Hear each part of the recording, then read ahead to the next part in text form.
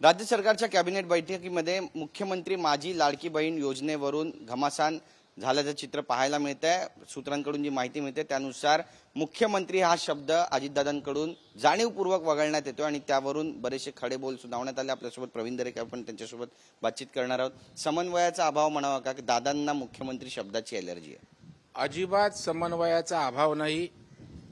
सन्माननीय देवेंद्र फडणवीस साहेबांनी या संदर्भात अत्यंत स्वयंस्पष्ट अशी भूमिका घेतलेली आहे। कुठलीही योजना असली तर ती मुख्यमंत्र्यांच्या नावे असते, याच्याविषयी आमच्या तिन्ही पक्षात कुठलंही दुमत नाही। पण देवेंद्रजींनी हेही सांगितलं की जेव्हा 3 पक्षाचं सरकार असतं महायुतीचं, त्यावेळेला प्रत्येक पक्ष आपल्या पक्षाला त्या योजनेचं श्रेय घेण्याचा प्रयत्न करत असतो आणि त्याच्यामुळे श्रेय हे तिघांचं असतं। ही अगदी स्पष्ट भूमिका आहे। परंतु योजना ही मुख्यमंत्र्यांची असते, मुख्यमंत्र्यांच्या नावावर असते। नक्कीच, पण दादा एकटंच हे श्रेय घेऊ पाहतायत का, अशी पण चर्चा आता झडू लागली। कारण दादांचं आता गुलाबी जॅकेट पाहिल्यानंतर आता गाणं पण लॉन्च होत आहे, दादांचा वादा। याकडे नेमकं कसं पाहता का, एकत्र बसून तिन्ही नेते याबद्दल चर्चा करतील? तर मी पण गुलाबी जॅकेट घातलंय, म्हणजे मी काय श्रेयासाठी घातलंय का? मला वाटतं तो त्यांच्या पक्षाचा विषय आहे। तिन्ही पक्ष आपल्या परीनं आपल्या पक्षाला श्रेय मिळावं यासाठी प्रयत्न करणं अजिबात चुकीचं नाही। ज्या वेळेला महायुती म्हणून श्रेय घ्यायचं असेल त्यावेळेला मुख्यमंत्र्यांच्या नेतृत्वाखालीच ते श्रेय जात असतं।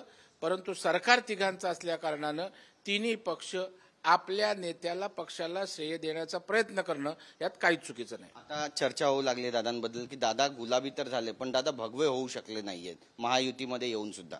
नाही, मला वाटतं विरोधक नागवे झालेले आहेत, त्याच्यामुळे त्यांना आता भगव्यावर बोलायला लागलेलं आहे। असं अजिबात नाहीये। शेवटी दादा आज आपण बघाल सगळ्या आमदारांना घेऊन सिद्धिविनायक दर्शनाला त्या ठिकाणी गेले होते। मग हे काय भगवा आहे की हिरवा आहे?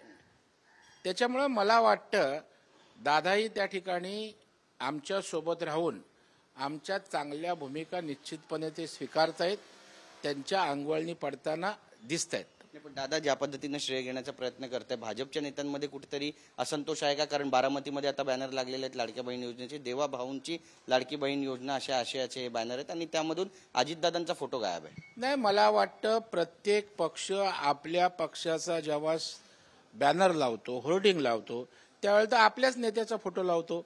आता अजितदादांच्या राष्ट्रवादी काँग्रेस पक्षानं होर्डिंग लावली, त्यांच्या पक्षाचे फोटो असतात, आमच्यामध्ये आमच्या पक्षाचे असतात, शिंदे साहेबांच्या शिवसेनेनं होर्डिंग लावलं त्यांचे असतात। पण महायुती म्हणून जेव्हा एखादं होर्डिंग असेल तेव्हा तिघांचे फोटो असतात। अमित शहा 2 दिवसाच्या दौऱ्यावर येत आहेत, गणपती उत्सवामध्ये सुद्धा ते सहभागी होणार आहेत, लालबागच्या राजाला जाणार आहेत, आशिष शेलार यांच्या गणपतीला सुद्धा भेट देणार असल्याची माहिती आहे। जागा वाटपावर काही चर्चा होणार आहे का? जागा वाटपाचा तिढा सुटणार आहे का महायुतीचा? कारण अजितदादा यांनी एका इंडियन एक्सप्रेसला जी मुलाखत दिली त्यामध्ये त्यांनी म्हटले की आम्ही 60 जागा तर लढूच लढू। मला वाटतं अमितभाई शाह हे लालबागचा राजा किंवा मुंबईतल्या आशिष जे असतील गणपतींच्या दर्शनाला येत आहेत, ते काय जागा वाटपासाठी किंवा त्या ठिकाणी निवडणुकीच्या दृष्टीनं दौरा आहे असं मला वाटत नाही।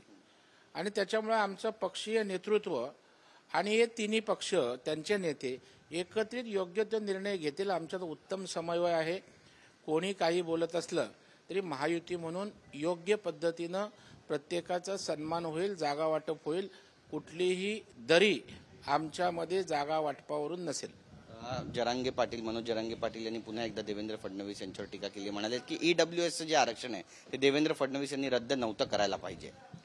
उशिरा सुचलेलं शहाणपण। ईडब्ल्यूएसच्या संदर्भात पहिली घेतलेली त्यांनी भूमिका नको म्हणून, आणि आता ईडब्ल्यूएसचं झालेलं नुकसान, विद्यार्थ्यांचा आक्रोश आहे, विद्यार्थ्यांचा तिळपापड झालाय आणि त्या संतापाला रोषाचे धनी कोण होणार? ते जरांगे होतील की काय, या भयापोटी जरांगे असं बोलतायत।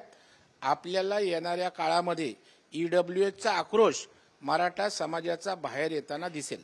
नक्कीच जागा वाटपाचा फॉर्म्युला जो आहे तो कधीपर्यंत निश्चित होईल आता प्रश्न विचारले जात आहेत आणि मुख्यमंत्री नेमका कुणाचा होणार आहे यावरून अजूनही काही निश्चित नाहीये। महाविकास आघाडी आणि महायुती दोघांनीही आपले चेहरे निवडलेले नाहीयेत। आमची अत्यंत स्वयंस्पष्ट भूमिका आहे की हे सरकार मुख्यमंत्र्यांच्या नेतृत्वाखाली आहे, त्याच्यामुळे त्यांच्या नेतृत्वाखाली महायुती म्हणून लढेल आणि त्या ठिकाणी मुख्यमंत्री पदाचा विषय हा त्या ठिकाणी निवडणुकीनंतरच त्या ठिकाणी ठरेल असं मला वाटतंय. धन्यवाद आमच्याशी बातचीत केल्याबद्दल. तर प्रवीण दरेकर आपल्यासोबत होते, त्यांनी आपली भूमिका या ठिकाणी मांडली. कॅमेरा पर्सन मनीष विचारेसह गिरीश गायकवाड, TV9 मराठी, मुंबई.